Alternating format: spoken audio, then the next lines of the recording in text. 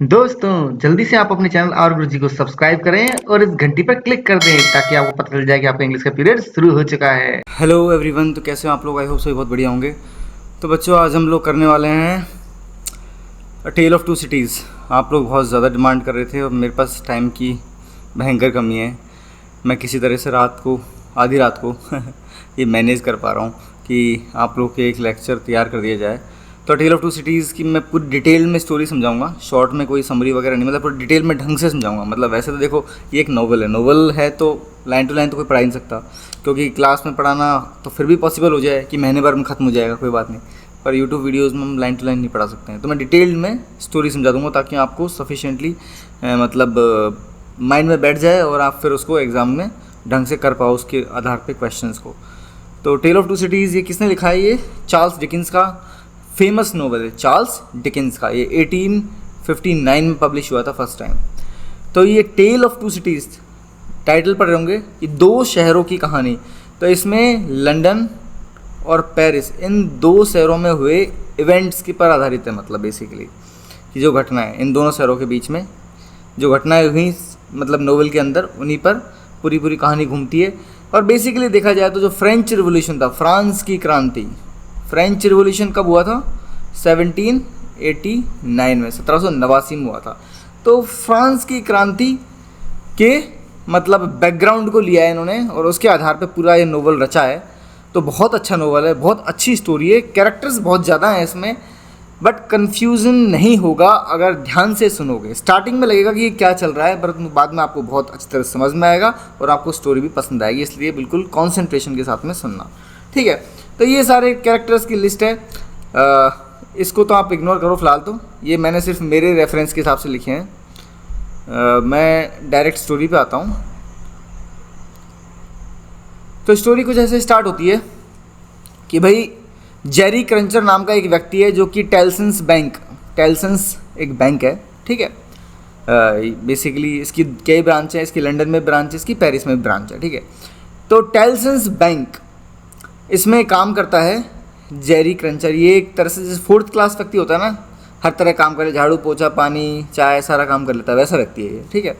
और ये एक सीक्रेट मैसेज देता है जार्विस लॉरी को। जार्विस लॉरी टेल्सन्स बैंक में अधिकारी, एक तरीके से ऐसा बोल सकते हो आप, है ना। तो ये एक सीक्रेट मैसेज देता है जेरी क्रंचर जार्विस लॉरी को, ठीक है। अब जार्विस लॉरी उसके बाद में क्या होता है, कहाँ मिलने जाता है? लूसी मैनेट से मिलने जाता है। ये मेन कैरेक्टर है, लीड फीमेल कैरेक्टरों में मेन कैरेक्टर लूसी मैनेट। तो जार्विस लॉरी फिर लूसी मैनेट के पास जाता है और उससे कहता है कि तुम्हारे पिताजी मिल गए हैं और वो जिंदा हैं और तुम्हारी ज़रूरत पड़ेगी उनको सही कंडीशन में लाने के लिए।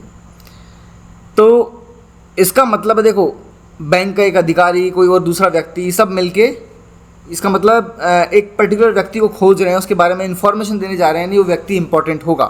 तो ये जो मैनेट है ना, ये लूसी का फादर डॉक्टर मैनेट, ये फेमस डॉक्टर रहा है पास्ट में, ठीक है।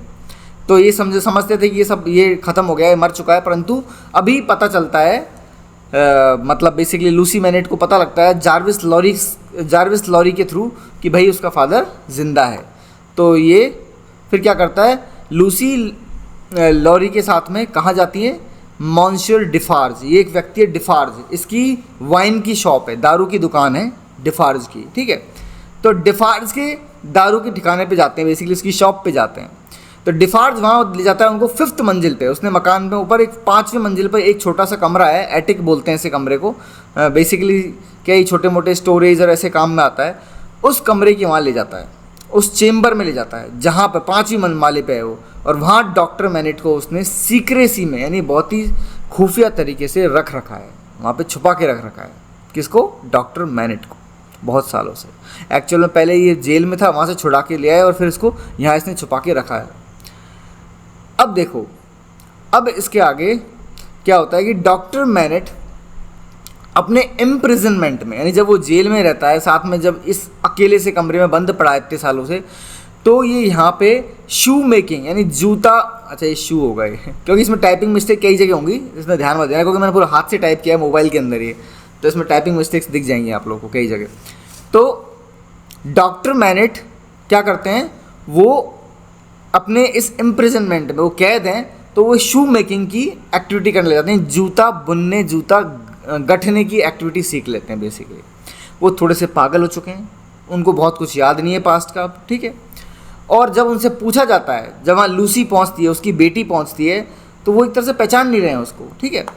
तो उससे जब पूछ रहे हैं ये लॉरी, जार्विस लॉरी और लूसी पूछते हैं कि तुम्हारा नाम क्या है, तो वो क्या बोलता है 105, कि मेरा नाम क्या है 105 नॉर्थ टावर। बार बार ये बोलता है कि मेरा नाम है 105 नॉर्थ टावर। स्टार्टिंग में तो लूसी को सोचता है कि उसकी वाइफ है आई है, बाद में वो उसे और समझाती है कि वो कौन है।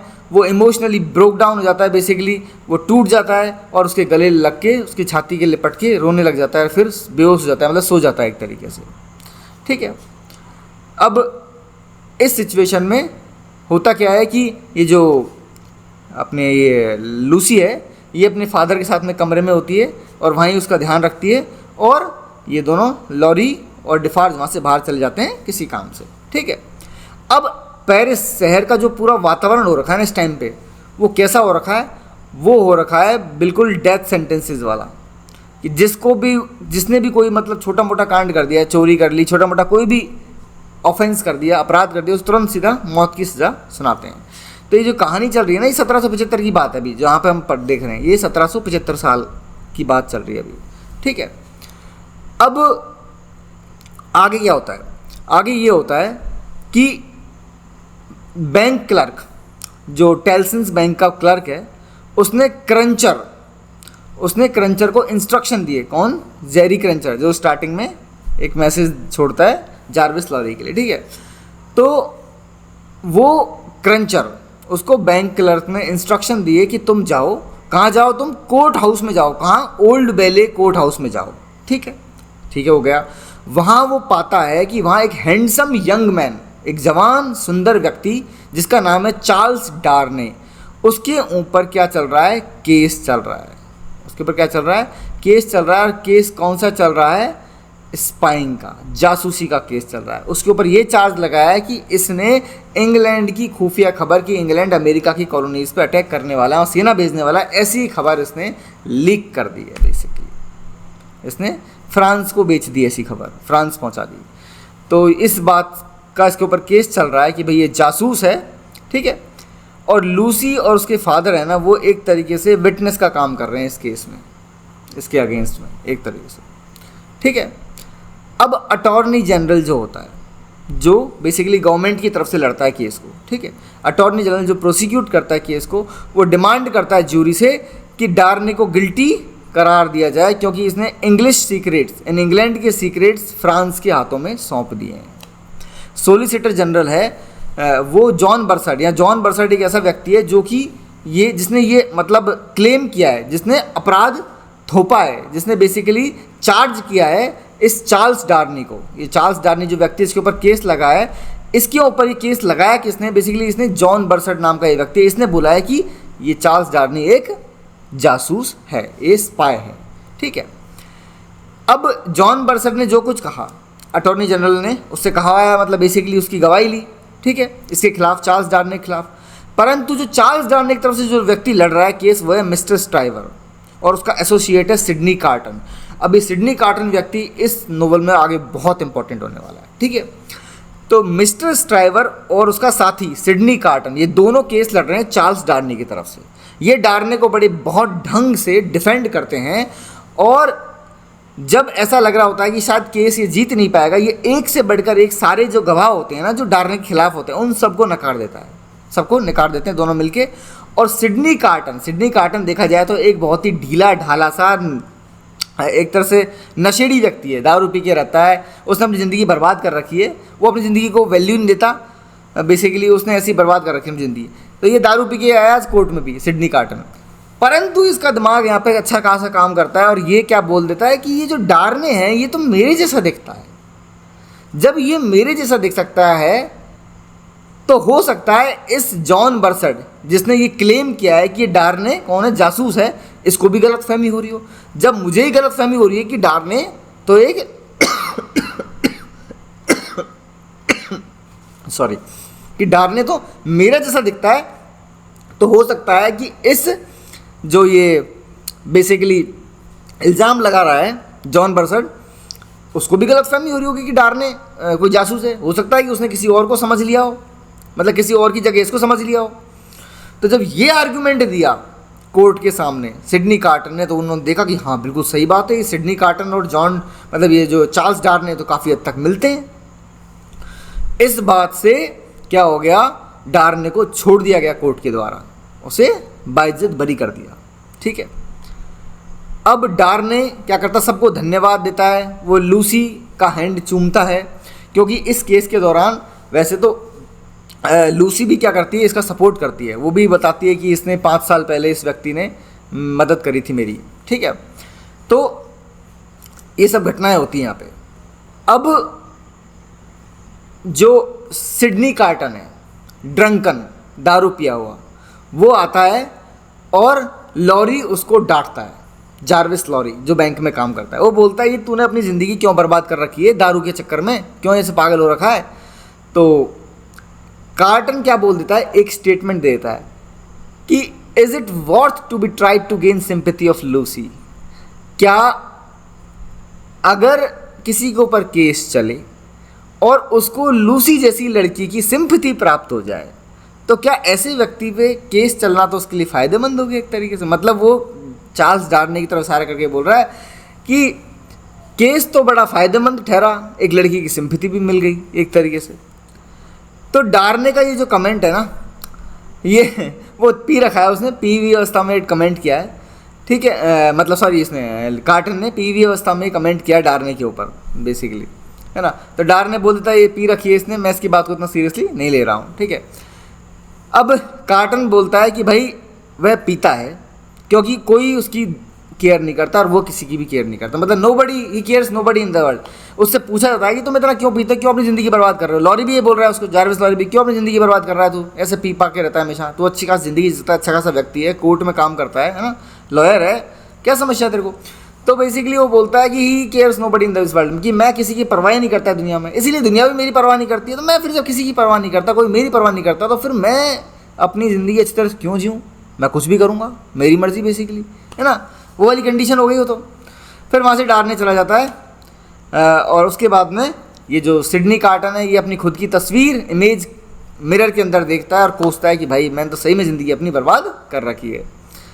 अब देखो वहाँ से कार्टन टेवर्न, दारू के ठेके से कार्टन टेवर्न से निकलता है जहाँ दारू पीते हैं लोग, वहाँ से निकलता है और वहाँ पे स्ट्राइवर के अपार्टमेंट पे जाता है। स्ट्राइवर कौन है, वो जो उसका बॉस जिसके साथ में केस लड़ रहा है, उसके अपार्टमेंट पे जाता है और वहाँ पे वो दोनों केस में क्या क्या हुआ आज उस पर डिस्कस करते हैं। तो स्ट्राइवर को द लायन के नाम से जाना जाता है और कार्टन को कहते हैं जैकाल, यानी कि शार्ड, तेज तर्राट शार्ड, है ना। तो स्ट्राइवर को लायन कहा जाता है, जैकाल बोला जाता है किसको, कार्टन को।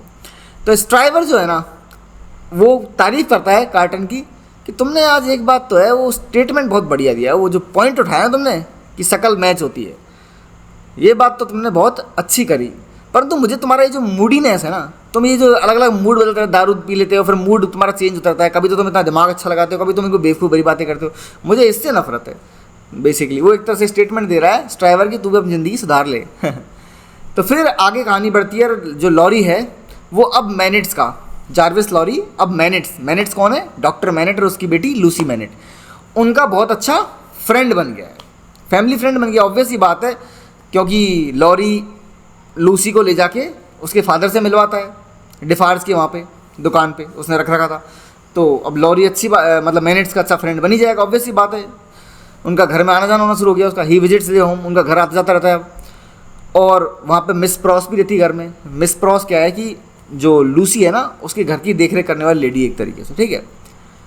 तो वहाँ मिस प्रॉस लॉरी को बताती है कि आजकल तो घर पे भैया बहुत सारे लोग आते जाते रहते हैं, बहुत हंड्रेड्स ऑफ शूटर्स। वो सब क्यों आते हैं, मिस लूसी का हाथ मांगने के लिए, उससे शादी करने के लिए। यहाँ पर बस यही ताना लगा रहता है आजकल लोगों का आने जाने का कि भाई लूसी को रिझा लें।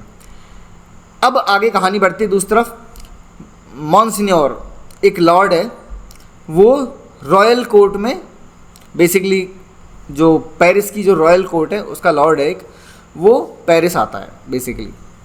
वो क्या करता है, एरिस्टोक्रेसी जो ऊंचे कुलीन जो फैमिली के जो लोग हैं ना उन सबको इनवाइट करता है, अपनी लग्जरी शो करता है, दिखावा करता है, अपने फंक्शन में बुलाता है, ठीक है। उसी फंक्शन में मार्क्विस भी पहुंचता है। मार्क्विस कौन है? मार्क्विस एवरमोंड, बहुत ये नाम आगे है ना बड़ा इंपॉर्टेंट रहेगा। मार्क्विस एवरेमोंड, EVREMOND, एवरेमोंड है ना। तो मार्क्विस एवरेमोंड ये व्यक्ति भी उसके फंक्शन में जाता है और ये उसका दिखावा देख के बड़ा गुस्सा सा होता है कि इसको एक तरह जलन सी होती है, तो ये वहाँ से छोड़ के चला जाता है फंक्शन को। और रास्ते में बड़ी स्पीड से अपनी तांगे को लेके जा रहा होता है, तभी ये रास्ते में एक बच्चे को कुचल देता है अपने टांग के नीचे।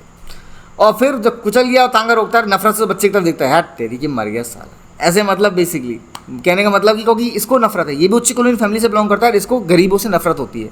ये जो किसान वर्ग होते हैं गरीबों से इसको नफरत है, इस मार्क्विस एवरमोंड को।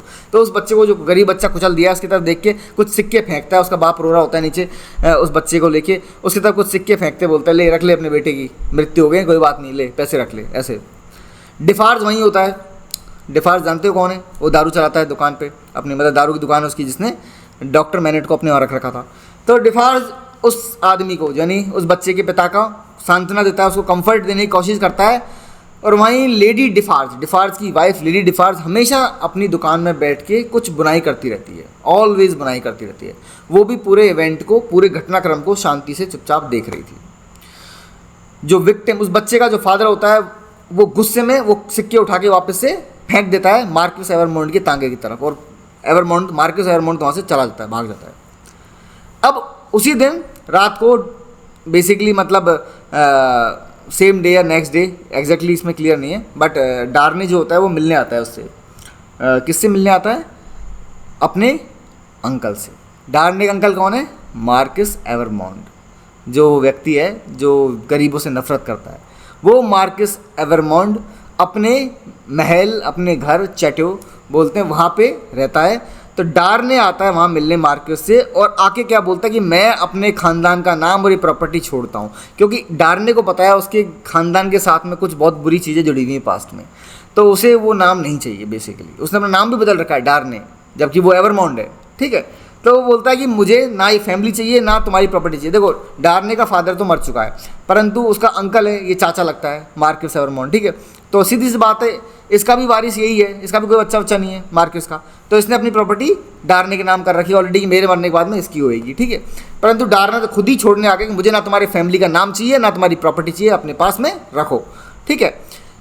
अब क्योंकि जो नाम है ना इस परिवार का, इसके साथ में डर और गुलामी जुड़ी हुई है, तो मार्क्विस अपने भतीजे से रिक्वेस्ट करता है कि ये तुम्हारी डेस्टिनी है, तुम नाम छोड़ नहीं सकते, ये नाम तुम्हारे साथ में जुड़ा रहेगा। उसी रात को डार्ने तो वहाँ छोड़ छाड़ के चला जाता है कि मुझे नीचे तुम्हारा खानदान, तुम्हारी प्रॉपर्टी। उसी रात को लेट नाइट कोई आके मार्क्विस को मार देता है, उसके सीने में चाकू घोंप देता है, और एक नोट छोड़ जाता है, एक खत छोड़ जाता है, नोट छोड़ जाता है। नोट में लिखा होता है drive him fast to his tomb, this from Jacks, कि इसको जल्दी से जल्दी कब्र की तरफ पहुँचाने के लिए। और किसकी तरफ से? जेक्स की तरफ से। जेक्स कौन है? ये जेक्स एक्चुअल में ना जो आंदोलनकारी है ना, रिवोल्यूशनरीज अपना नाम कॉमनली जेक्स लेके घूमते हैं, जो हर रिवोल्यूशनरी खुद को जेक्स बोलता है। तो ये जेक्स जो है ना, मतलब कोई भी व्यक्ति जिसने मार दिया मार्क्विस एवरमोंड को, वो ये नोट छोड़ जाता है जेक्स के नाम से। अब 1 साल बीत गई, 1 साल बाद में डार्ने, अब क्या है, क्योंकि परिवार वगैरह सब छोड़ छाड़ के आ चुका है ऑलरेडी, वो एक लंदन में बस गया है और वहाँ पे फ्रेंच टीचर बन गया है, यानी फ्रांस भाषा सिखाने का एक टीचर वहाँ पे बन गया है लंदन में। वो अब मैनेट्स के घर आता जाता रहता है, और वह लूसी से अपना प्रेम भी जाहिर कर देता है कि मुझे भी लूसी पसंद है। वो ये बात जाहिर कर देता है लूसी से, क्या मतलब उसके पिताजी से, डॉक्टर मैनेट से जाहिर कर देता है कि मुझे आपकी बेटी लूसी से प्रेम है, ठीक है। और वह प्रॉमिस भी करता है कि मेरा प्रेम आपकी और आपकी बेटी के बीच में कभी नहीं आएगा, मतलब आप बाप बेटी का प्रेम जैसा अभी बनाओ वैसा का वैसा रहेगा, रिश्ता वैसा का वैसा रहेगा, पर मैं कभी भी आप दोनों के रिश्ते के बीच में नहीं आऊँगा शादी के बाद में भी, ठीक है। डॉक्टर मैनेट बड़ा इंप्रेस जाता है, वो खुश जाता है, ठीक है कि इतना अच्छा इस तरह का व्यक्ति है ये। तो वो बोलता है कि तुम लूसी को रिझा लो, वो मान जाए तो मुझे क्या ऑब्जेक्शन हो सकती है, ठीक है। तो डार्ने फिर बोलता है कि पर सर मेरा नाम डार्ने नहीं है, मैं अपना ओरिजिनल नेम आपको बताना चाहता हूँ। बट उसी वक्त क्या होता है कि डॉक्टर मैनेट्स को रोक देता है, स्टॉप, नहीं, तुम मुझे अभी कोई नाम मत बताओ, क्योंकि उसको शायद डाउट हो गया था कि इसका क्या नाम हो सकता है, पर अभी यहाँ एक क्लियर नहीं होता है कुछ भी। तो वो बोलता है अभी मुझे तुम्हारा नाम नहीं जानना, तुम पहले एक बार लूसी को रेडी तो कर लो शादी के लिए, जो शादी के लिए रेडी हो जाए, जिस दिन तुम्हारी शादी होगी ना उस दिन बताना मुझे तुम्हारा नाम, ठीक है। वो ऐसा बोल देता है, वो भी मान जाता है, ठीक है। फिर फिर शादी का दिन आ जाता है, वेडिंग डे आ जाता है, और डॉक्टर मैनेट के बीच में और इसके बीच में कुछ बातचीत होती है, और उसके बाद में डॉक्टर मैनेट शॉक हो जाता है और वो दोबारा अपनी शू मेकिंग एक्टिविटी में लग जाता है। और इस बात को लूसी नोटिस करती है, उसको थोड़ा सा टेंशन होने लग जाता है बेसिकली, है ना, कि कुछ तो बात हुई है। लेट नाइट स्ट्राइवर और कार्टन दोनों दारू पीने में लगे हुए हैं, ड्रिंकिंग में इन्वॉल्व हैं, और स्ट्राइवर बोलता है कि वह लूसी से शादी करना चाहता है। स्ट्राइवर, वो वकील जिसने केस लड़ा था डालने का, है ना, वो बोलता है कि मुझे लूसी से शादी करनी है। अब कार्टन बोलता है कि ठीक है, कर लो, मुझे तो कोई खास बुरा नहीं लगेगा तुम्हारी इस बात पे, मतलब मुझे कोई प्रॉब्लम नहीं है, कर लो, तुम्हारी रेडी हो जाए शादी तो कर लो तुम, ठीक है। तो स्ट्राइवर भी फिर कार्टन से बोलता है ठीक है मैं तो कर लूँगा, पर तू भी एक अच्छी सी औरत देख के, जिसकी अच्छी खासी प्रॉपर्टी हो, ऐसी कोई रेस्पेक्टेबल वुमेन देख के तू भी शादी कर ले। कार्टन से बोलता है अपना घर बसा ले, वरना कोई करेगा भी नहीं बाद में तेरी शादी। तो ये दोनों बातचीत होती है। अगले दिन स्ट्राइवर डिसाइड करता है कि भैया मैं ना लूसी से अपना प्रेम जाहिर करके रहूँगा।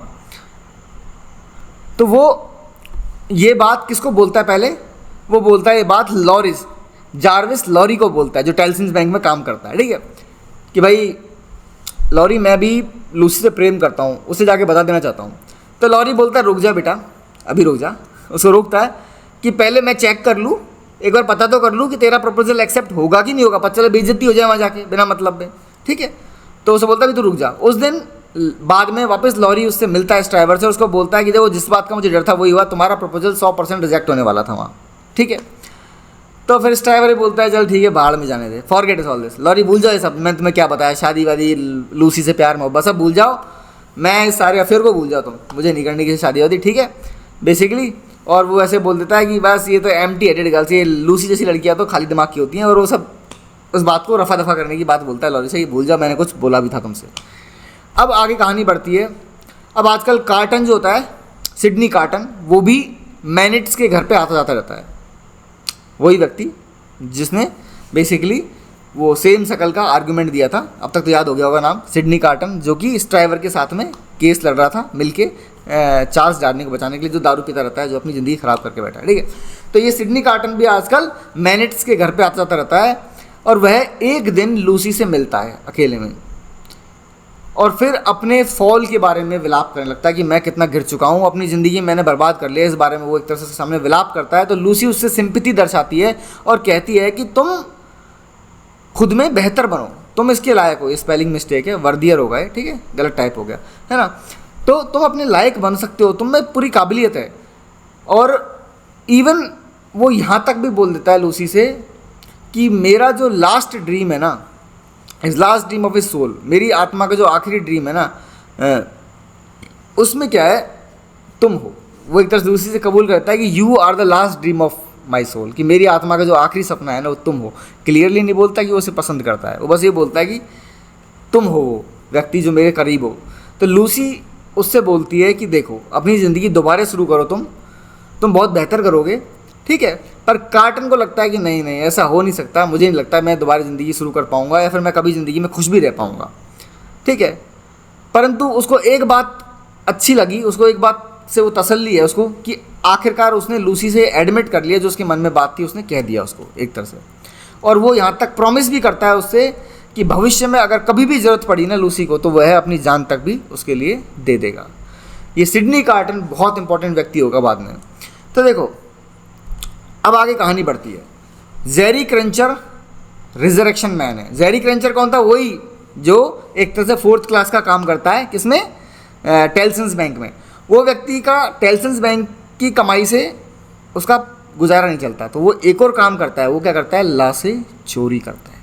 वो जो लोग मर जाते हैं उनकी कब्र में से लाशें निकाल के वो साइंटिस्ट को वो लाशों को बेच देता है। वो साइंटिस्ट फिर उन पर एक्सपेरिमेंट कर लेते हैं। अब ऐसे तो साइंटिस्ट लाशें ले नहीं सकते, तो ये उनके लिए चुराता है लाशें। तो इसको रिजरेक्शन मैन भी बोलते हैं। रिजरेक्शन का मतलब कोई जिंदा होकर आ जाए वापस, यानी कि बेसिकली लाशों को वापस, क्योंकि जो लोग मर गए उनको दफना दिया, उनको वापस कब्र से बाहर निकाल लेता है, जैसे कोई वापस जिंदा हो गया हो, है ना। तो इसे रिजरेक्शन मैन भी बोलते हैं। यह ये काम करता है। इसने रॉजर क्लाय नाम का एक जासूस है जिसकी मरने की खबर आती है, उसकी बॉडी को दफना दिया जाता है, उसकी बॉडी को ये बेच देता है, ठीक है। अब आगे बढ़ते हैं कहानी में।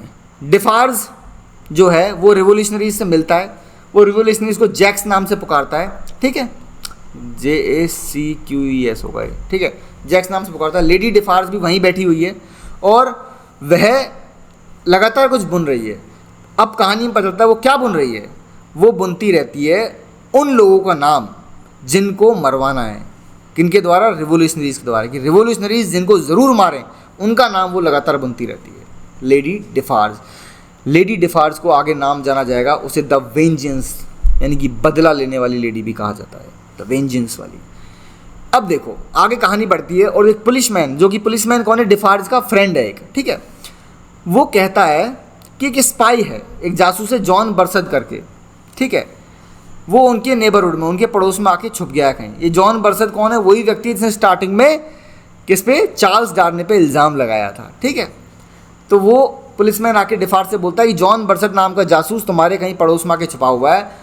तो लेडी डिफार्ज उस जॉन बर्सद का नाम भी बुन लेती है कि इसको भी मारना है, ठीक है। अगले दिन बर्सद उनकी दुकान पे आता है, परंतु ये पहचान नहीं पाते, ठीक है। और रिवोल्यूशनरीज की बड़ी तारीफ़ करता है और बुराई करता है कि भाई उन लोगों की जो कि पीजेंट्स को, जो कि किसानों को और पीजेंट्स के साथ में बुरा व्यवहार करते हैं, उनकी बुराई करता है। मतलब उनके सामने एक तरीके से डिफार्ज, जो लेडी डिफार्ज सामने अच्छा बनने की कोशिश कर रहा है, ठीक है। और वो यहाँ तक कि ये भी कहता है कि ये भी सच उगल देता है उनके सामने कि जो लेडी लूसी है ना, उसकी तो शादी हो रही है डार्ने के साथ में, ठीक है। डार्ने के साथ में शादी हो रही है और वो कौन है? Neiphiu of Marxist. डार्ने कौन है? मार्किस का नेफ्यू है, भतीजा है। मार्किस तो बदनाम है वैसे ही, ठीक है। वो वैसे मर चुका है परंतु वो बदनाम तो है ही, और उसकी फैमिली का मेंबर हो गया डार्ने। तो ये बातें रिवील कर देता है। लेडी डिफार्ज तुरंत डार्ने का नाम भी इंक्लूड कर लेती है। अब इस बात से डिफार्ज जो है ना, लेडी डिफार्ज का हस्बैंड, वो थोड़ा सा क्या हो जाता है? अनसेटल्ड हो जाता है। अनसेटल्ड मतलब थोड़ा सा बेचैन हो जाता है। क्यों? क्योंकि वो मैनेट्स का लॉयल सर्वेंट रहा है। डिफार्ज तो मैनेट्स का सर्वेंट रहा है, उसने डॉक्टर मैनेट की हमेशा बहुत रक्षा करी है, उसकी मदद करी है, उसको बचा के रखा। तो डिफार्ज तो मैनेट्स का सर्वेंट रहा है और उसकी पत्नी लेडी डिफार्ज उसी मैनेट खानदान का जो दामाद होने वाला है उसका नाम हिट लिस्ट में इंक्लूड कर रही है, ठीक है। अब लूसी की शादी का दिन आता है। डॉक्टर मैनेट बड़ा खुश है। डार्ने और डॉक्टर मैनेट बेसिकली अब उनमें रियल संवाद होता है उस बारे में जो उस दिन बात हुई थी कि भाई डिस्क्लोज करने वाली बात, ठीक है। ये चर्च जाने की तैयारी कर रहे होते हैं वेडिंग की, और मैनेट पीला पड़ जाता है। क्यों? क्योंकि डार्ने ने उसको बता दिया कि मेरा नाम क्या है बेसिकली। अब ये दोनों लूसी और डार्ने तो हनीमून पे चले जाते हैं। प्लानिंग तो ये थी कि हनीमून पे इनको ज्वाइन ये भी करेगा, डॉक्टर मैनेट भी इनके साथ में जाएगा घूमने। परंतु जब ये खबर मिली, डॉक्टर मैनेट को पता चला कि कौन है डार्ने, तो यह खुद वापस से एक तरह से सदमा, इसको दौरे पड़ने लग गए और ये दोबारा शू मेकिंग एक्टिविटी में इन्वॉल्व हो गया। लॉरी और मिस प्रॉस तो मैनेट्स की घर की वो है, मतलब एक तरीके से बाई होती है ना, जो उनका घर संभालती है ना। और लॉरी तो जार्विस लॉरी है ही, बैंक का अधिकारी। तो लॉरी और मिस प्रॉस को देखते हैं, उसकी देखरेख करते हैं पूरे 9 दिन तक। किसकी? डॉक्टर मैनेट की, ठीक है, कि भाई ये वापस से मतलब पागल ना हो जाए। अब लॉरी और मिस प्रॉस मैनेट से पूछते हैं कि तुम इस तरह का व्यवहार क्यों कर रहे हो, क्या समस्या है, मतलब किस बात से परेशान हो, ठीक है। वो किस तरीके से मैनेट को राजी कर देते हैं, तुम लूसी और डार्ने के पास जाओ घूमने, ठीक है। और पीछे से उसकी जो बेंच है, शू मेकर्स बेंच, उसको जला देते हैं और सारे हथियार को भी जला देते हैं, टूल्स को, जो इक्विपमेंट्स हैं जिनसे वो जूते को बुनता है। क्योंकि लॉरी को और क्या बोलते हैं इसको, मिस प्रॉस को लगा कि इन चीज़ों को देख देख के इसको अपना पास्ट याद आता है कि मैं ये काम किया करता था, मेरे साथ ये हुआ था, मैं जेल में बंद था। इसलिए हम इन चीज़ों को जला के ख़त्म कर देते ताकि झंझट ही खत्म हो जाएगी, बार बार इसको दौरे ना पड़े। इनको ऐसा लगा कि ऐसा करना ठीक रहेगा, ठीक है। अब आगे कहानी बढ़ती है। डार्ने और लूसी जो है ना, वो हनीमून से लौट आते हैं और जो सिडनी कार्टन है वो पहला व्यक्ति है जो उनसे आके मिलता है और वो माफ़ी मांगता है उनसे उस दिन के लिए जब केस चला था डार्ने के ऊपर, और यह है वकील की तरह काम कर रहा था, परंतु इसने दारू पी रखी थी और उसमें इसने कई ऐसे स्टेटमेंट दे दिए थे कि कितना लकी वो आदमी कि केस चलना भी फ़ायदेमंद हो गया, जिसको एक औरत की सिंपैथी मिल गई, ठीक है ना। तो इस बात के लिए माफ़ी मांगता है ये डार्ने से, और वह डार्ने से बोलता है कि तुम मेरे मित्र बन जाओ। वो बोलता है कि अगर तुम मुझे सहन कर सको, मुझ जैसे बेकार व्यक्ति को सहन कर सको, ठीक है, जो कभी भी कुछ भी बोल देता है, और तो क्या तुम ऐसे व्यक्ति की दोस्ती स्वीकार करना चाहोगे और उसे परमिट करना चाहोगे कि वो तुम्हारे घर में कभी भी आ जा सके, तुमसे मिल सके, ठीक है। वो ये रिक्वेस्ट करता है डार्ने से और वहाँ से वो चला जाता है। डार्ने उसके पीछे जाने के बाद में लूसी से बोलता है कितना केयरलेस और रेकलेस व्यक्ति है ये, कितना एक तरीके से इररिस्पॉन्सिबल व्यक्ति है ये। इस बात से लूसी थोड़ी नाराज़ हो जाती है कि तुम बहुत जल्दी जजमेंट पे पहुंच रहे हो डार्ने, ये ऐसा व्यक्ति नहीं है, ये बहुत अच्छे दिल का व्यक्ति है, बस थोड़ा घायल व्यक्ति है, घायल दिल का, अच्छा दिल का पर घायल दिल का व्यक्ति है। तो डार्ने भी उससे फिर प्रॉमिस करता है लूसी से कि हाँ वो आगे फ्यूचर में कार्टन को थोड़ी सहानुभूति से देखेगा, ये ध्यान रखेगा कि वो उसके बारे में उल्टा ना बोले, ठीक है। अब कहानी आगे बढ़ती है, सालों बीत गए, अब ईयर्स पासिस, लूसी की बेटी हो गई, एक बेटा भी हो गया, बेटा ख़त्म भी हो गया, जवानी मतलब छोटा ही ख़त्म हो गया। 1789 की साल आ गई अब बढ़ते बढ़ते, यानी 1775 को जो कहानी शुरू हुई है 1789 में आ पहुंची है, ठीक है। बास्तिल का जो किला है उसको गिरा दिया गया, क्योंकि फ्रांस का आंदोलन शुरू हो गया अब, और बास्तिल का किला को गिरा दिया गया है, उसको तोड़ दिया गया है। और डिफार्ज और लेडी डिफार्ज है वो आंदोलनकारी में लीड रोल में बेसिकली, ठीक है। ये मॉब को लीड कर रहे हैं बेसिकली, है ना। ये सब मिस प्रिंट हो गया, मिस टाइप हो गया उंगलियों से, ठीक है, मेरे से, इसको ध्यान मत दो। तो ये डिफार्ज और लेडी डिफार्ज ये दोनों क्या कर रहे हैं, ये लीड कर रहे हैं आंदोलन को, और इन्होंने गवर्नर को भी मार दिया है जो उस किले की रक्षा कर रहा था, और लेडी डिफार्ज ने खुद ने गवर्नर की गर्दन काटी है। ये बहुत ही खतरनाक है लेडी डिफार्ज, द वेंजेंस नाम से इसका नाम चलेगा, ये lady with the vengeance, lady जो बदले लेने वाली है, ठीक है। अब फ्रांस में शहर है सेंट एंटोइन है, ठीक है। वहाँ पे फूलॉन नाम का एक वेल्दी पर्सन है ना, जिसको पकड़ लिया गया है। पकड़ लिया गया मतलब कि ये व्यक्ति क्या है कि बहुत अमीर आदमी है, एरिस्टोक्रेसी वाला व्यक्ति है, मतलब ये उच्च कुलीन खानदान का बिलोंग करता है, ये भी पीजेंट से नफरत करता है। इसने एक बार स्टेटमेंट दिया था कि भाई जो पीजेंट्स हैं ना वो भूखे मरते हैं तो घास खा लो ना, क्यों हमारी जान के पीछे पड़े हो, मतलब बेसिकली इस तरह से कि घास खा लो, तुम भूखे मर रहे हो तो क्यों रोटी के पीछे भाग रहे हो, घास ही खा लो ना। इसने ऐसा स्टेटमेंट दिया था। तो इसको जब पकड़ लिया गया तो आंदोलनकारियों ने इसको मारने से पहले इसको घास ही खिलाई और फिर इसको मार दिया गया, और इसका गर्दन लेके रैली निकाली गई एक तरीके से, ठीक है। ऐसी घटनाक्रम पेरिस में जगह जगह हो रही हैं, ठीक है, क्योंकि वहाँ फ्रांस का आंदोलन शुरू हो चुका है, पूरे मतलब चरम पर है एक तरीके से।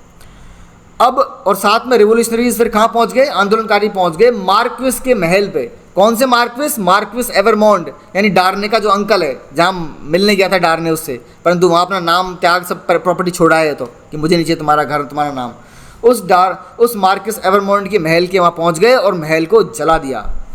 अब उस घर की जो देखरेख कर रहा होता है वो व्यक्ति होता है गैबिल।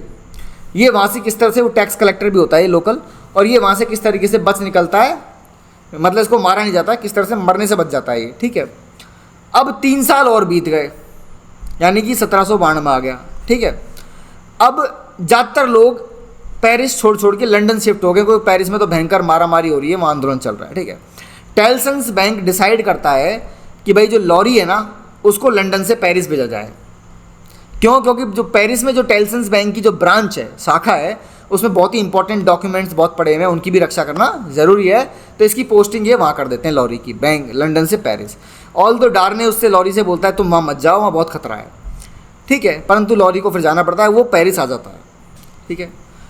अब मतलब बेसिकली वहाँ आने की प्लानिंग कर लेता है कि मुझे जाना है। तभी एक लेटर आता है, मार्क्विस एवरमॉन्ड के नाम पे लेटर आता है। लॉरी वो लेटर डार्ने को दे देता है, क्योंकि लॉरी को पता लगी गया है कि डार्ने एक्चुअल में है कौन। ये मार्क्विस एवरमॉन्ड एक टाइटल का नाम है, ये मार्क्विस एवरमॉन्ड। ये मार्क्विस एवरमॉन्ड अब कौन है, ये यही है डार्ने, क्योंकि इसका अंकल तो मर चुका है, तो ये पद अब इसी को मिलेगा, इसी के नाम पर होनी चाहिए प्रॉपर्टी, यही है वहाँ का मार्क्विस, ठीक है, एवरमॉन्ड का मार्क्विस। एवरमॉन्ड जगह हो गई एक तरह से और मार्क्विस पद हो गया, है ना। तो अब क्या हो गया कि डार्ने को लेटर मिलता है, वो लेटर को पढ़ता है और मतलब वो लॉरी बोल देता है डार्ने को कि तुम्हारी आइडेंटिटी किसी को पता नहीं लगनी चाहिए वरना तुम भी खतरे में आ जाओगे, ठीक है। डार्ने लेटर पढ़ता है, लेटर किसने लिखा है, गैबिल ने, जो कि उनकी प्रॉपर्टी की रक्षा कर रहा होता है। वो बोलता है कि मुझे रिवोल्यूशनरीज ने पकड़ लिया है और प्लीज़ मुझे बचाने के लिए पेरिस आ जाओ। डार्ने तुरंत डिसाइड करता है कि मुझे पेरिस जाना पड़ेगा अपने उस व्यक्ति को बचाने के लिए जो हमारे घर की प्रॉपर्टी की रक्षा कर रहा है। ऑल दो ये प्रॉपर्टी सब छोड़ आया, पर फिर भी मानवता के नाम पे कि भाई मुझे उसको बचाने के लिए जाना पड़ेगा, क्योंकि वो मेरे खानदान की प्रॉपर्टी की देखरेख कर रहा है एक तरीके से, ठीक है। अब डार्ने जब पेरिस पहुंचता है तो वहाँ बहुत से लोग उसे पूछताछ करते हैं, किस तरह से बच बचा के वो आगे बढ़ रहा होता है, परंतु फाइनली क्या होता है, रिवोल्यूशनरीज उसको कैप्चर कर लेते हैं, पकड़ लेते हैं और उसको कहाँ भेज देते हैं, कंप्लीट आइसोलेशन, बिल्कुल एकांत में, द ला फोर्स नाम की जेल जगह है जहाँ पे उसको कैद कर देते हैं वो डिफार्ज से कैद होने से पहले मदद मांगता है, डिफार्ज से बोलता है मेरी मदद करो, परंतु डिफार्ज उसको मना करता है, ये डिनाइड होगा, स्पेलिंग गलत है ना, ये ऐसे है DENIED, डिनाइड, ठीक है, इस टाइपिंग मिस्टेक हो गई है ना। तो डिफार्ज से वो मदद मांगता है कि भाई मेरी मदद करो, पर डिफार्ज मना कर देगा। डिफार्ज क्यों मदद करेगा, वो तो रेवोल्यूशनरी के साथ में बेसिकली, ठीक है, वो चाहे तो मना कर, लेडी डिफार्ज तो कभी मदद नहीं करेगी, पर डिफार्ज तो मदद कर सकता था, परंतु वो नहीं कर सकता, रेवोल्यूशनरी के साथ में पता लगने पर वो किसी काम का नहीं रहेगा बेसिकली, ठीक है। ऑल्दो क्योंकि वो इसलिए मदद कर सकता था, उसके मन में थोड़ा बहुत सिंपैथी पहले थी, वो इसलिए थी क्योंकि मैनेट खानदान का ये सर्वेंट रहा है और डार्ने क्या है, मैनेट खानदान का दामाद है।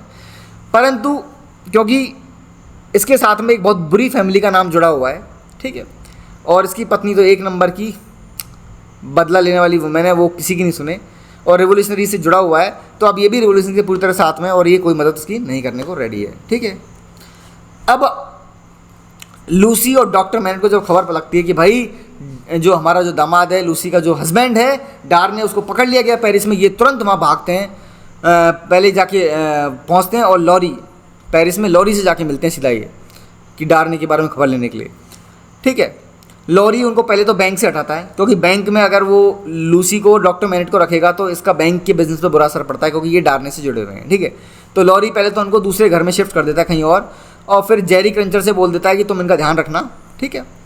और फिर मैनेट, क्योंकि डॉक्टर मैनेट पहले जेल में रह चुका है और उसके खुद के कुछ काफ़ी सारे लिंक है, वो काफ़ी पॉपुलर व्यक्ति रहा है पास्ट में, तो वो अपने लिंक्स का इस्तेमाल करके, अपने पहचान का इस्तेमाल करके वो ट्राई करता है किस तरह से वो जेल में लोगों को प्रभावित कर सके ताकि डार्ने को मारा ना जाए, उसको जिंदा रखा जाए, ठीक है।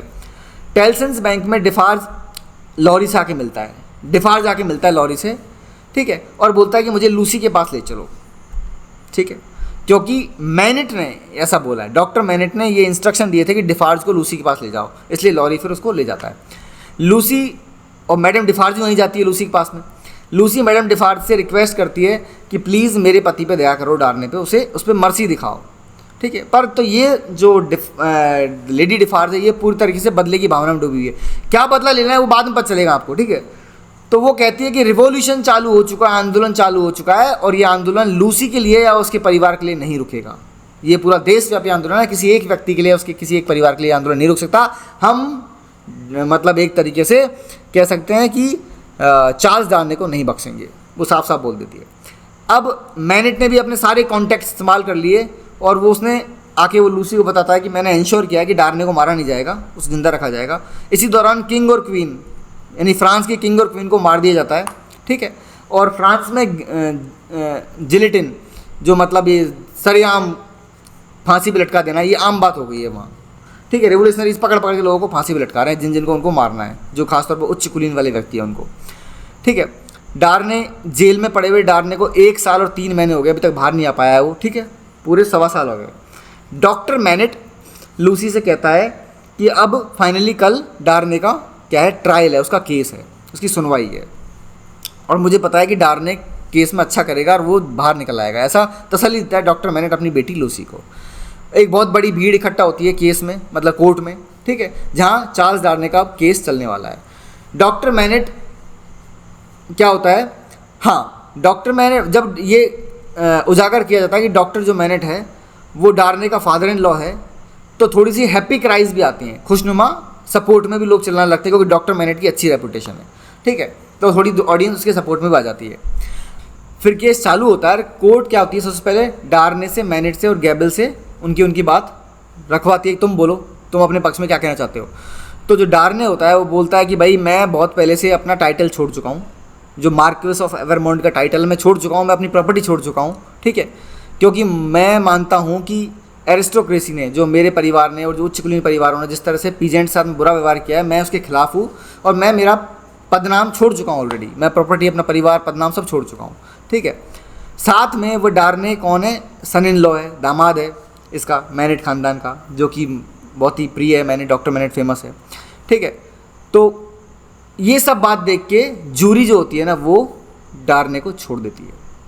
क्राउड डार्ने को बड़ी खुशी खुशी अपनी गोद में कंधे बिठा के ले जाती है वहाँ से, मतलब बेसिकली उसकी कुर्सी उठा के ले जाती है और कंधे बिठा के उसको ले जाते हैं वहाँ से, ठीक है। फिर अगले दिन ही उनके घर पे, डार्ने के घर पे, मतलब मैनेट्स के वहाँ सोल्जर्स पहुँच जाते हैं किसको, डार्ने को अरेस्ट करने के लिए, और कहते हैं कि 3 लोगों ने गवाही दी है, 3 लोगों ने वापस से केस फाइल किया इसके ऊपर, ठीक है। तो बोलते हैं कौन है वो 3 लोग, डॉक्टर मैनेट पूछता है कि कौन 3 लोग हैं, तो बोलता है एक तो डिफार्ज है, एक लेडी डिफार्ज है, और तीसरा व्यक्ति है उसका नाम हम ले नहीं सकते, वो अनडिस्क्लोज्ड है, स्पेलिंग गलत है, ठीक है, अनडिस्क्लोज्ड, ये UNDISCLOSED, अनडिस्क्लोज्ड, ठीक है, कि तीसरा नाम बता नहीं सकते, आप कल केस में खुद ही आके सुन लेना, देख लेना। डॉक्टर मैनेट बड़ा कोशिश करता है रोकने की, परंतु वो उसको डार्ने को लुटा के ले जाते हैं वहाँ से।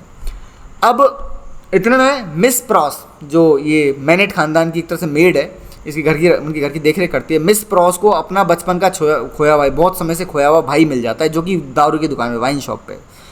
सिडनी कार्टन तुरंत उस व्यक्ति को पहचान लेता है। सिडनी कार्टन अब पेरिस आ गया है, ये लंदन में था, ये भी पेरिस पहुंच गया है, और ये तुरंत उस व्यक्ति को पहचान लेता है कि ये तो बरसद है, जॉन बरसद। इसी व्यक्ति ने तो चार्ल्स डार्ने पर केस लगाया था बहुत सालों पहले, 13 साल पहले, है ना। तो कार्टन ब्लैकमेल करता है बरसद को कि देख बरसद, तेरी असलियत खोल दूंगा, तुझे मेरी मदद करनी पड़ेगी, वरना तेरी सारी पोल खोल दूंगा कि तू कौन है। तो वो बोलता है पहले तो मुझे टेल्सन्स बैंक लेके चल। तो बरसद उसको टेल्सन्स बैंक ले जाने में उसकी मदद करता है, मतलब इसकी कार्टन की, ठीक है। फिर वो उसको धमकी देता है कि देख मेरा एक प्लान है, उस प्लान में मेरी मदद करनी पड़ेगी, वरना मैं तेरी सारी पोल खोल दूंगा। तो ठीक है, बरसद रेडी हो जाता है कि ठीक है मैं तेरी मदद कर दूंगा, क्या प्लान है जो भी है, और प्लान मेरी पोल नहीं खुलनी चाहिए, वो ये भी बोल देता है उसको, ठीक है। अब कार्टन अपना प्लान बनाता है, वो क्या करता है, केमिस्ट की दुकान पे जाता है और वहाँ से कुछ पदार्थ खरीदता है, जो केमिस्ट होता है दवाई वगैरह दुकान पे पदार्थ खरीदता है एक, और फिर क्या होता है, केस शुरू होता है दोबारा से। अब जज नाम लेता है कि डार्ने के ऊपर किन्ने इल्ज़ाम लगाए, वो 3 नाम, तो बोलता है वो 3 नाम है, डिफार्ज, लेडी डिफार्ज, दोनों डिफार्ज, और तीसरा डॉक्टर मैनेट, यानी उसका खुद का कौन, फादर इन लॉ, यानी उसका ससुर। तो मैनेट तुरंत रिएक्ट करता है शॉक होके और मना करता है, मैंने मतलब डार्ने के ऊपर कोई इल्ज़ाम नहीं लगाया, ये तो गलत है बिल्कुल। तो डिफार्ज बोलता है कि ऐसा है डॉक्टर मैनेट, आपने अभी तो नहीं लगाया, पर आपने पास्ट में लगाया था, बहुत सालों पहले। आप जब नॉर्थ टावर 105 में बंद पड़े थे, तो आपने वहाँ पे एक लेटर लिखा था, हमें एक लेटर मिला है आपके वहाँ, नॉर्थ टावर 105। स्टार्टिंग में जब इससे नाम पूछा जा रहा था ना इससे डॉक्टर मैनेट से, तो ये इसी का तो नाम लिया था कि नॉर्थ टावर 105, नॉर्थ टावर 105। तो ये उस वक्त आपने एक लेटर मिला है, उस वक्त लिखा हुआ। उस लेटर में क्या लिखा हुआ है, 1757 में उसने पूरी कहानी लिखी हुई है उस लेटर में कि 1757 में क्या हुआ था। एवरमॉन्ड ब्रदर्स, एवरमॉन्ड जो भाई है ना, जिनमें एक तो ये क्या बोलते हैं इसका चार्ल्स डार्ने का पिता और दूसरा इसका अंकल मार्कस एवरमॉन्ड जो मर चुका है, दोनों मर गए अब तो, ठीक है। कि दोनों एवरमॉन्ड भाई जो थे ना, ये डॉक्टर मैनेट के पास में आए और उससे कहा कि ये लड़की बुखार से मरी जा रही है, गरीब पीजेंट की, किसान की बेटी है, बुखार से मरी जा रही है, इसका ध्यान रखना, और इसका जो भाई है इसको किसी ने चाकू घोंप दिया है, ये भी मरने वाला है, इसका भी ध्यान रखना, ठीक है। ये बोल के चले जाते हैं, इसको ऑर्डर दे जाते हैं डॉक्टर मैनेट को, ये एवरमॉन्ड ब्रदर्स, ठीक है। अब ये ब्रदर्स फिर कुछ देर बाद में आते हैं और उस लड़की का रेप कर देते हैं और उसके भाई को तुरंत मार देते हैं। अब वैसे तो वो लड़की जिंदा थी, रेप हुआ था, जिंदा थी। अब डॉक्टर मैनेट पर उसे बचाने में नाकामयाब हो जाता है। क्यों? अगले दिन ये होता है बेसिकली कि एक लेडी आती है, दयालु लेडी। वो दयालु लेडी होती है इन्हीं एवरमॉन्ड भाई को, मतलब इनकी पत्नी होती है इसकी, मतलब बेसिकली जो क्या नाम है इसका, इसकी मदर चार्ल्स डार्ने की, वो आती है और वो उस लड़की को बचाना चाहती है और उससे बोलती है मैं तुम्हें कहाँ पहुँचाऊँ। तो बोलती है, उसकी एक सिस्टर होती है कि मुझे उस सिस्टर के पास जाना है, परंतु मुझे मेरी सिस्टर का पता नहीं पता कि वो कहाँ है। तो वो बेचारी वो भी से बचा नहीं पाती और फिर इस लड़की को भी मार दिया जाता है। किसके द्वारा? इन्हीं एवरमॉन्ड ब्रदर्स के द्वारा। पहले तो रेप कर लिया, फिर बाद में इसको मार दिया। और मैनेट, डॉक्टर मैनेट उस बच्ची को बचा नहीं पाता, उस लड़की को बचा नहीं पाता है, ठीक है। और फिर उसके बाद में डॉक्टर मैनेट के ऊपर भी इल्ज़ाम लगा देते हैं और इसको बंद कर देते हैं बास्तिल की जेल में। बात समझ में आ गई? इसको बंद कर दिया जाता है बास्तिल की जेल में डॉक्टर मैनेट को। ये उसने लेटर में लिख रखा था 1757 की घटना, और वो लेटर इनको मिल जाता है डिफार्ज को, लेट डिफार्ज को। जब इन्होंने मतलब एक तरह से बास्तिल के जो जेल है उसको तोड़ा था, तो वहाँ जो टावर नंबर 105 था वहाँ इनको ये मिल गया ये, ठीक है। अब ये जैसे घटनाक्रम कोर्ट में पेश किया गया, ये पूरी कहानी पेश की गई, ये कहानी तुरंत सुन के जूरी ने तुरंत आदेश दे दिया कि डार्ने को तुरंत मौत की सज़ा दी जाए, इसको मौत की सज़ा दी जाए, इसको उसके फादर और उसके अंकल के किए का सज़ा मिलनी चाहिए जो इसके ख़ानदान ने किया है। ये घोषणा हो जाती है। अब पब्लिक खुश है कि डार्ने को मृत्यु मिल रही है, भाई इसने तो इतना बुरा काम किया इसके परिवार ने, ठीक है। लूसी आखिरी बार डार्ने को गले लगा लेती है और डार्ने लूसी से बोलता है कि डॉक्टर मैनेट से कहना कि वो खुद को दोषी ना समझे, उनकी गलती नहीं है, ठीक है, कि कहीं वो खुद के ऊपर दोष देते रहें कि मेरी वजह से मेरा दामाद फंस गया, ठीक है, तो वो खुद को दोष ना दें। और फिर कार्टन क्या करता है, मैनेट्स को वहाँ से ले जाता है, वहाँ से निकाल के ले जाता है कि चलो अपने उनके अपार्टमेंट पे ले जाता है वहाँ पे, है ना। और वहाँ पे वो कार्टन्स भी और बेसिकली सब होपलेस होते हैं, कार्टन और मैनेट सब होपलेस होते हैं कि शायद अब डार्ने नहीं बच पाएगा। पर फिर भी कार्टन एक आखिरी कोशिश करना चाहता है। तो कार्टन क्या होता है, पहले डिफार्ज की दुकान पे जाता है, दारू की दुकान पे, ठीक है। तो डिफार्ज और लेडी डिफार्ज कार्टन को देख के सोचते हैं कि यार ये कितना सिमिलर है ना, ये काफ़ी शक्ल मिलती है इसकी डार्ने से, ऐसे वो सोच रहे होते हैं मन में। तभी लेडी डिफार्ज जो है ना, मैडम डिफार्ज, वो कुछ बातचीत कर रही होती है अपने पति से और वो सुन लेता है। ये कौन, कार्टन, सिडनी कार्टन। वो क्या प्लान कर रहे होते हैं, वो ये प्लान कर रहे होते हैं कि मैनेट, डॉक्टर मैनेट और लूसी को भी सज़ा मिलनी चाहिए क्योंकि ये डार्ने के साथ में जुड़े हुए हैं, ये बच के नहीं जाने चाहिए, ठीक है। अब डिफार्ज को ये बात पसंद नहीं आ रही होती है उसकी पत्नी की कि भाई वो उन दोनों को भी फंसा रहा है, मतलब डॉक्टर मैनेट का लूसी का क्या लेन देना इस चीज़ में, परंतु उसको अपनी पत्नी की बात माननी पड़ती है, वो विरोध में नहीं जा सकता बेसिकली ना। क्योंकि जो लेडी डिफार्ज है ना, ये बदले की भावना डूबी हुई है। क्यों? क्योंकि यही वह लड़की है, वो सर्वाइविंग सिस्टर, वो उस लड़की जिसका रेप हुआ, जिसकी मृत्यु हुई और जिसकी एक बहन कहीं बची हुई थी, जिसका पता नहीं था उसको कहाँ है वो बहन यही है, लेडी डिफार्ज।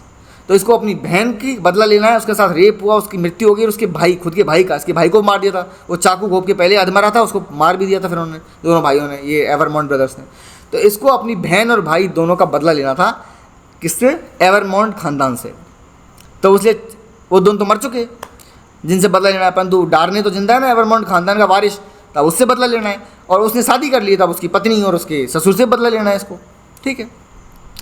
कार्टन ये सब सुन लेता है ना। अब मैनेट तो, डॉक्टर मैनेट तो वापस से बिल्कुल पागल जैसा हो गया है ना, क्योंकि उसका दामाद मरने वाला है। कार्टन उसको शांत करने की कोशिश करता है कि आप शांत हो जाए, मैं कुछ करता हूँ। वो क्या करता है, डॉक्टर मैनेट से, लूसी से उनके पेपर्स ले लेता है, मतलब उनकी पहचान के पेपर्स की, वो कौन है क्या है, और साथ में खुद की पहचान का पेपर भी लॉरी को देता है। और लॉरी को 3 लोगों के पेपर देता है कि मैनेट का, डॉक्टर मैनेट का, लूसी का और खुद का भी। लॉरी उसे समझ नहीं पाता कि खुद की पेपर मुझे क्यों दे रहा है, खुद की पहचान के, परंतु वो बस लॉरी से बोलता है कि तुम बाद में सब समझ जाओगे, अभी तुम ये पकड़ो, और वो वहाँ से चला जाता है, ठीक है। अब प्लान क्या है कि इनको बाहर निकालना है पेरिस से। तो कार्टन फाइनली लूसी को गुड बाय करता है, आखिरी बार गुड बाय कहता है और उसको आशीर्वाद, ब्लेसिंग्स देके जाता है। अब 52 लोगों को मौत के घाट उतारना है, फांसी उतारने। 52 में एक मतलब ये भी है, चार्ल्स डार्ने भी, ठीक है। डार्ने अपनी मौत का इंतजार कर रहा होता है, तभी कार्टन वहाँ तुरंत पहुँचता है, मतलब एकदम जॉन बर्सद की मदद से पहुँचता है, वहाँ पहुँचता है और उसके चेहरे पे एक अलग सी एनर्जी और एक चार्म है सिडनी कार्टन के चेहरे पे। ये बात डार्ने नोटिस कर लेता है कि ये आज व्यक्ति कुछ अलग लग रहा है, मतलब, है ना। और डार्ने को वो राज़ी कर लेता है कि तुम अपने कपड़े बदलो फटाफट, पहले तो सबसे पहले उसको एक लेटर हाथ में थमा देता है एक्सप्लेनेशन का, ये लेटर पकड़ो, और फिर उसको बेहोश भी कर देता है डार्ने को। कौन, सिडनी कार्टन। वो किससे बेहोश करता है, उसी चीज़ से जो उसने केमिस्ट की दुकान से खरीदी है, ठीक है। और फिर बरसत को बोलता है कि अब इसको तुम तुरंत डार्ने को यहाँ से निकाल के ले जाओ। वो डार्ने को वहाँ से, क्योंकि उसके कपड़े बदलवा दिए, और वो वहाँ से निकाल के ले जाता है डार्ने को। क्यों? क्योंकि डार्ने दिखने में कैसा है, सिडनी कार्टन जैसा काफ़ी हद तक। तो डार्ने को वहाँ से बचा के बरसत ले जाता है, गार्ड से बचा के, और गार्ड फिर आ जाते हैं कार्टन को लेने के लिए, क्या समझ के कि ये कौन है, ये चार्ल्स डार्ने हैं। उसको ले जाते हैं फांसी पर चढ़ाने के लिए। तो सिडनी कार्टन उनके साथ में, गार्ड के साथ में चला जाता है, और उधर से वो डार्ने को बचा के बरसत वहाँ से निकाल के ले जाता है। और फिर डार्ने, लूसी और डॉक्टर मैनेट, ये तीनों कहाँ पहुँच जाते हैं, सिटी गेट्स तक पहुँच जाते हैं, शहर के दरवाजे तक, जहाँ पे उनको लॉरी, जार्विस लॉरी, जिसको पेपर थमाए थे आइडेंटिटी के उसने, सिडनी कार्टन ने, तो वो पेपर उनको थमा देता है कि ये लो तुम अपने अपने पेपर। वो डॉक्टर मैनेट को उसका पेपर देता है, लूसी को उसका देता है, और जो सिडनी कार्टन के पेपर थे खुद की आइडेंटिटी के, वो डार्ने को देता है, क्योंकि उसको सिडनी कार्टन बना दिया इसने, है ना। और फिर ये सिटी से बाहर बच के निकल जाते हैं तीनों के तीनों। और जो ये सिडनी कार्टन है वो पहुंच जाता है फांसी के फंदे के पास में। अब इतने में लेडी डिफार्ज जो होती है ना, वो मैनेट्स के अपार्टमेंट में पहुंच जाती है। वहाँ कौन है इस वक्त, मैनेट के अपार्टमेंट में मिस प्रॉस है और जेरी क्रंचर है, और ये दोनों भी प्लानिंग कर रहे हैं कि भाई हम भी यहाँ से पेरिस से निकल के बच के निकलते हैं, ठीक है। इतने मैडम डिफार्ज, लेडी डिफार्ज वहाँ पहुँच जाती है और लूसी से मतलब लूसी के बारे में पूछती है कि लूसी कहाँ है, उसका आता पता बताओ। इतने में उन दोनों में हाथापाई हो जाती है। किसमें? मैडम डिफार्ज में और मिस प्रॉस में। मैडम डिफार्ज अपनी बंदूक निकालती है और मिस प्रॉस गलती से वो बंदूक उल्टी घूम जाती है और मैडम डिफार्ज या लेडी डिफार्ज उसी को गोली लग जाती है, खुद को ही, और वो वहीं ख़त्म हो जाती है। और जो गन शॉट है वो इतने करीब से लगता है, मतलब इतने पास से चलता है कि वो तो ख़त्म हो ही जाती है लेडी डिफार्ज तो खुद की बंदूक की गोली से, परंतु उस बंदूक की आवाज़ इतनी ज़ोर से निकलती है कि जो मिस प्रॉस है वो बहरी हो जाती है। ठीक है, वो ये बात जेरी क्रेंचर को बताई थी कि मैं बहरी हो चुकी हूँ, है ना, और वो तो ख़त्म हो जाती है, लेडी डिफार्ज तो मर जाती है।